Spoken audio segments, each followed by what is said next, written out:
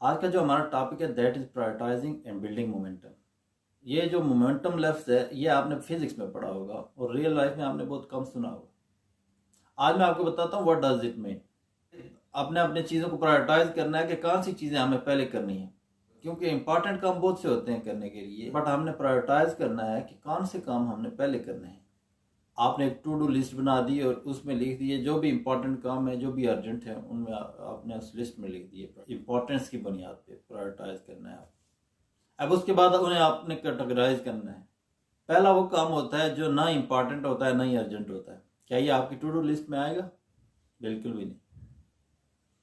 दूसरे काम कौन से होते हैं? जो अर्जेंट होते हैं। उसके बाद आपने कौन से काम लिखे जो आपके इंपॉर्टेंट है, आपने कैटेगरी लिख दी कि ये काम मैंने करना है।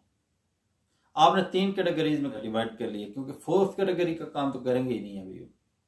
पहले ये 3 कैटेगरियां फिनिश होंगी, फिर 5% टाइम बचेगा, फिर हम वो काम कर सकते हैं जो ना इम्पोर्टेंट है ना ही अर्जेंट है। बट यहाँ पे हम प्रायोरिटाइज कर देंगे काम को कि कौन से काम हमारे लिए अर्जेंट है, कौन से इम्पोर्टेंट है और कौन से इम्पोर्टेंट नहीं, और कौन से काम ऐसे हैं जो इम्पोर्टेंट भी हैं और अर्जेंट भी हैं।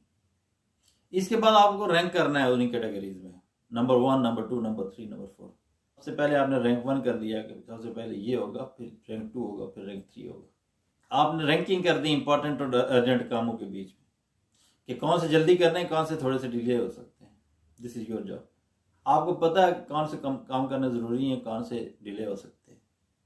सी, अगर आप इस एक्सपेरिमेंट में बैठ भी रहे हैं ना, तो आप टॉप 1% लोगों की तरह सोच रहे हैं, क्योंकि 99% लोग कभी ऐसा नहीं करते। You do it and you will see the result. अभी जो आपने रैंकिंग करी है उसके बाद और एक बात और करनी है कि पहले एक काम करना है, जब तक वो कंप्लीट ना हो जाए दूसरे काम को हाथ भी नहीं लगाना।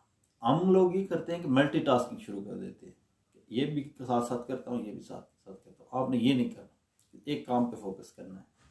एक्चुअली मल्टीटास्किंग जैसी कोई चीज़ नहीं होती। मल्टीटास्किंग आपका कंप्यूटर कर सकता है, फ़ोन कर सकता है, आप नहीं कर सकते, इंसान नहीं कर सकता।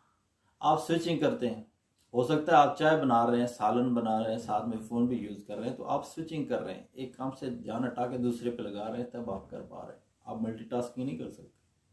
तो एक टाइम में एक काम पकड़ो। ये ऐसा नहीं हो सकता कि आप एक टाइम में मेल भी लिख रहे हो और कुछ और काम भी कर रहे हो। एक बार में एक काम करोगे तो वो जल्दी से कंप्लीट भी होगा और अच्छे से होगा।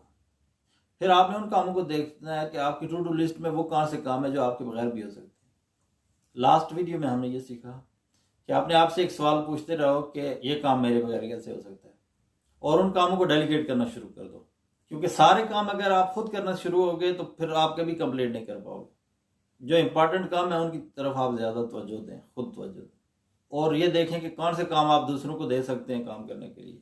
जो काम सबसे ज़्यादा मुश्किल हैं, सुबह सुबह आपकी विल पावर बहुत ज़्यादा स्ट्रांग होती है, वो सुबह के टाइम कर लें। सबसे मुश्किल काम सुबह के टाइम करें। और अगर आपने गलती से भी ऐसा काम कर लिया जो आपको करना बिल्कुल पसंद नहीं था, आपको मज़ा नहीं आया और वो मुश्किल भी था, और आपने कंप्लीट कर लिया, आपने जैम सेशन किया उस काम के साथ, then you will see remarkable results. आपके रिजल्ट्स एक्स्ट्राऑर्डिनरी हो जाएंगे। इसलिए अपनी टू डू लिस्ट की टॉप प्रायोरिटी पे सुबह के टाइम वो काम रखो जो आपको करने में मज़ा नहीं आता, वो पहले कंप्लीट करो। वो पहले करोगे तो आपका कॉन्फिडेंस बूस्ट हो जाएगा, आपकी विल पावर और ज़्यादा बूस्ट अप हो जाएगी।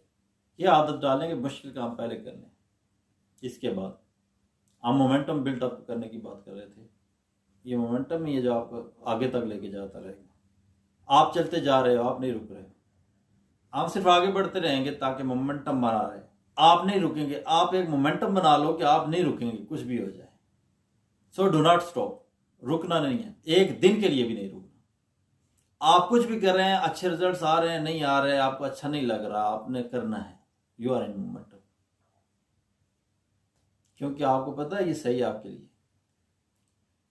If this is important for me, I will do it any how. I will not stop, I will not quit. You will not stop, I know this. और आप उन लोगों में से नहीं है जो हार मान लेते हैं, क्योंकि मैं आपको ये बताऊं, फेलियर्स कुछ नहीं होते, ये वो लोग होते हैं जो हार मान लेते हैं। जो हार नहीं मानते वो आज नहीं तो कल सक्सेसफुल बन ही जाते हैं। फेलियर एक प्रोसेस है, फेल हो जाएगा तो कोई बात नहीं, दोबारा करेगा तो कामयाब हो जाएगा। तो फेलियर एक अल्टीमेट डेस्टिनेशन नहीं है।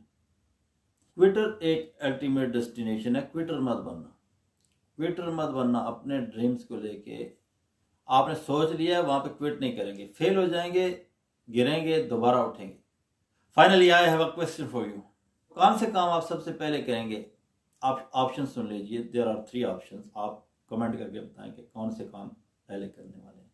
तो जब आप अपनी टू डू लिस्ट बनाएंगे तो सबसे पहले कौन सा काम करना है? सबसे पहले वो काम जो सबसे ज़्यादा इंपॉर्टेंट है।